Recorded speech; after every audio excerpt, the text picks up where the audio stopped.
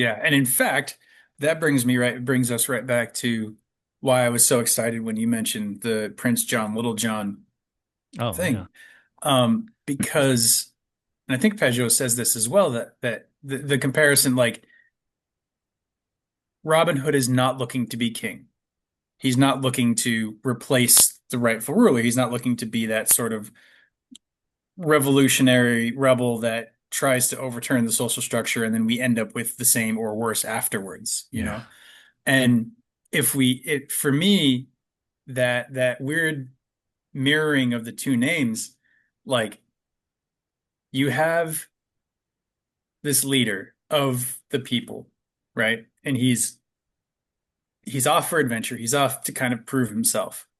And he goes through town and there's no adventure, whatever, whatever. And he gets to this liminal space by the river, which, if you listen to the full Robin Hood podcast, the river is a symbol of some sort. Like Pageau kind of unpacks it a little bit. I'm not going to do all that again, Hmm. but like that's a space. That's a archetypal space Hmm. of confronting the monster, the giant by the river.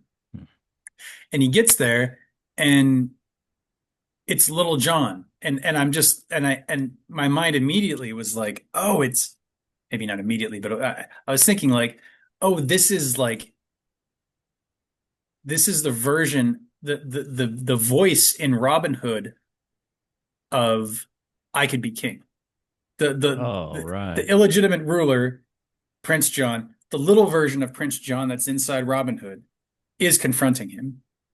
And he has to show up and battle him well, but he loses. And I think that's the thing that prepares him to actually be a leader is he knows that the the part of him that wants to be Prince John is stronger than him and that he has to like how do I put this like because he's still John is his right hand man, so he's still subordinate to the sort of principal part of the personality that Robin Hood represents.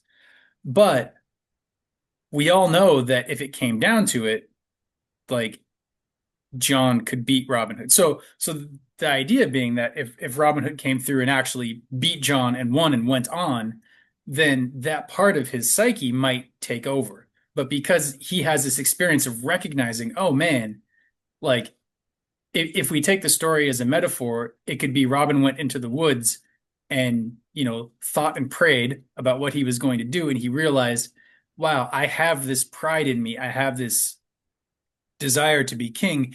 And I can't, it would overpower me. I recognize that if I gave into it, I would not be able to be strong enough to be the good leader. I would be corrupted if I were to step into that power. So let me keep this desire for power next to me, but subordinate so that I always have an eye on it and my other men can come and grab it and hold it down if we need to.